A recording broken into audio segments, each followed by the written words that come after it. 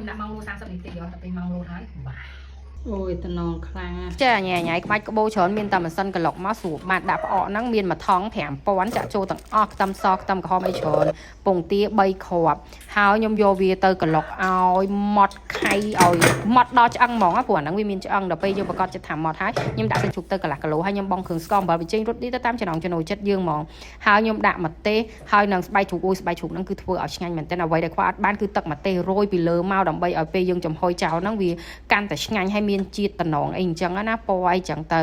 ហើយពេលយើងដួសវាឡើងមកហ្នឹងច្បាច់ក្រូចឆ្មាដាក់គ្រឿងទិញទួយទៀតមកនេះបំភ្លេចមិនបានជាមួយនឹងបាយកអូយបាយក្តៅអីឧទាហរណ៍ណាគេពងធ្វើការហត់ហត់កាន់តែឲ្យគេមួយចានហ្នឹងអយ៉ាងណាគេថាកូនស្រីបកាយចំណាយមើលកូនប្រុសក៏ចំណាយដែរមិនតរៀបបាយឲ្យប៉ាគេស្រួលបួលហើយគេបកាយត្រូវទៀតទៅដល់គោដែរឃើញគេបាយតែជិះមុនណោះអើយចាំមួយផ្លែមកចាក់សិនអានេះមួយផ្លែទេមកគ្រាន់តែហែកឲ្យចាក់ឯមកអត់ឆុងអាម្សៅអូបង baby bio ហ្នឹងគេមានតាំងអាម្សៅតាំងអាទឹកហ្នឹងគ្រាន់តែយើងហែកឲ្យចាក់ឲ្យគាត់ញ៉ាំបានហ្មងបងគាត់សួរខ្ញុំច្រើនមែនតើមានសម្រាប់កូនទៅតកើតអត់បងសម្រាប់តាំងពីក្មេង0ខែបងព្រោះកំប៉ុងគេមានលេខ1លេខ2លេខ3អាកំប៉ុងចាំតិចខ្ញុំថតឲ្យមើលខ្ញុំរីខមមិនមែនតើក្នុងនាមខ្ញុំជាអ្នកឲ្យកូនប្រើប្រាស់ផ្ទាល់គឺល្អមែនតើម្សៅទឹកដោះគោ baby bio ស្រីរៀងនេះហ៎លេខ3កូនខ្ញុំបៅលេខ3